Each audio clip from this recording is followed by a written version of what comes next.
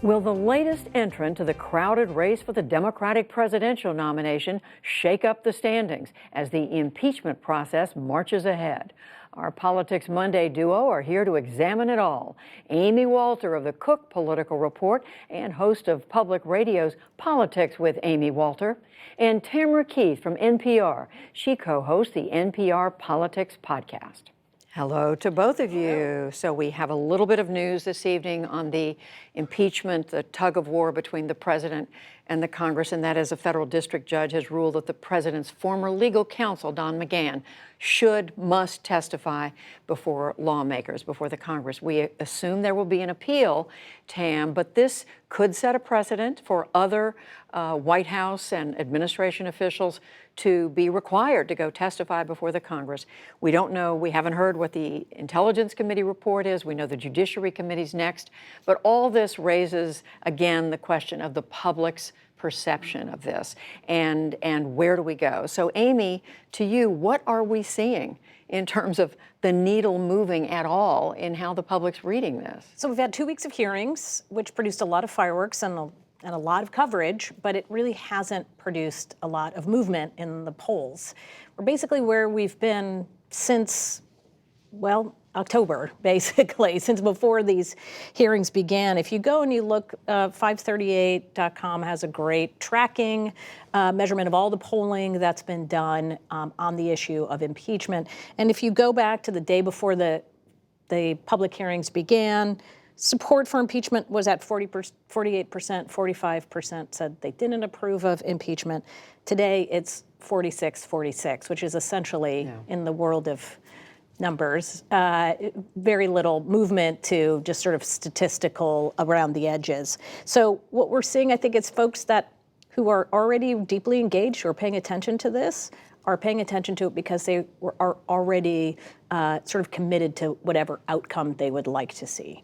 So, Tam, how much does this matter to members of the House of Representatives who are back in their districts, presumably this week, maybe heading toward a momentous vote? Yeah, I mean, if they are hearing about it from their constituents, then that could affect behavior. But what we saw right before they left town is someone like Will Hurd. He's a congressman, are retiring is what I like to say. Republican retiring, has sort of the freedom of a retiring Republican. And he's always been sort of more moderate and also has been fairly outspoken about his concerns with President Trump.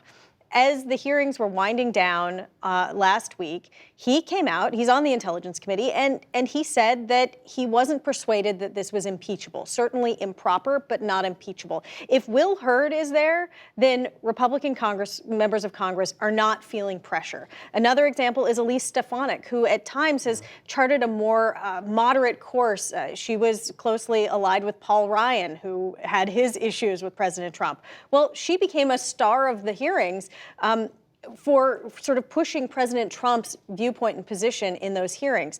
So these are two examples of Republican members of Congress who are not persuaded, and if House members, if these sorts of Republicans are not tempted to vote against the president, then there's no way that senators are going to feel pressure. Right. Quickly, it just looks like the two sides are growing farther apart, or maybe they are just feeling more committed to their position, or just as committed as they were before this began. The Republicans, though, who should be concerned and probably are concerned right now, are in the Senate, on the Senate side, where you have Republicans up for re-election in blue states like Colorado and Maine and increasingly purple Arizona. So we'll see, and they would come into play after the House voted on impeachment. So, to the 2020 Democratic race, we have a new entrant as of this weekend. He is none other than the former mayor of New York City, Michael Bloomberg, and he's out with a splash, Tam, $31 million in ads across the country. Here's an excerpt of the first ad they're running. And now he's taking on him to rebuild a country and restore faith in the dream that defines us, where the wealthy will pay more in taxes and the middle class get their fair share. Everyone without health insurance can get it, and everyone who likes theirs keep it. And where jobs won't just help you get by, but get ahead. And on all those things, Mike Bloomberg intends to make good. So Tam, they're running that ad, that's just a short version of it, in something like 46 of the 50 states. We've got a map here. Every state that's yellow on that map, they're running. the whole country. And spending $2+ million in New York City alone, 1.6 million in Los Angeles alone. This is 1.9 million, I'm sorry. This is huge. Yeah, so this is going to test some things, some ideas in politics. One idea in politics that emerged after President Trump won with far less money than Hillary Clinton was, oh, well, maybe money doesn't matter. I guess we'll find out whether money matters because he is in the process of trying to buy some love and attention. The other question, though, is traditionally, you can't skip the first few states and think that you're going to somehow have momentum after that. Ronna McDaniel, who is the chair of the RNC, the other day was saying that people who plant their flag in states after those first few states often find that momentum overtakes them. But he's counting, Amy, on money overcoming a lot of this. He's counting on a couple of things. It's really good that you pointed out Donald Trump, because he also went against conventional thinking, because even in the primaries, he didn't spend that much money. He was counting on his name ID and his ability to dominate the media landscape, right? Every minute of every day, he was being covered by cable news, and he took up all the political oxygen and all the traditional ways of campaigning, go and organize, host these meet and greets with voters. It didn't matter. It was called free media. It was all, he just sucked all of that up.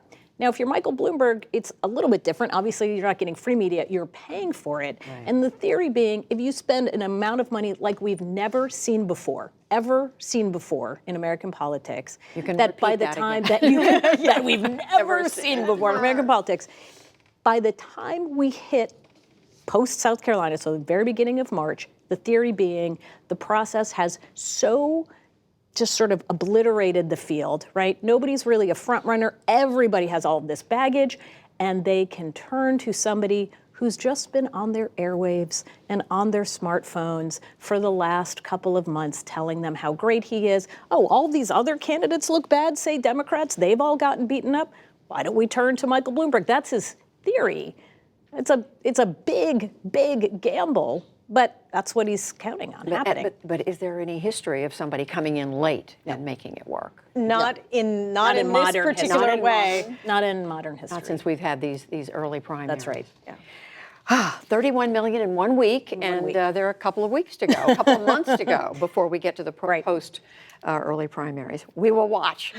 Amy Walter, Tamara Keith, thank you both. You're welcome.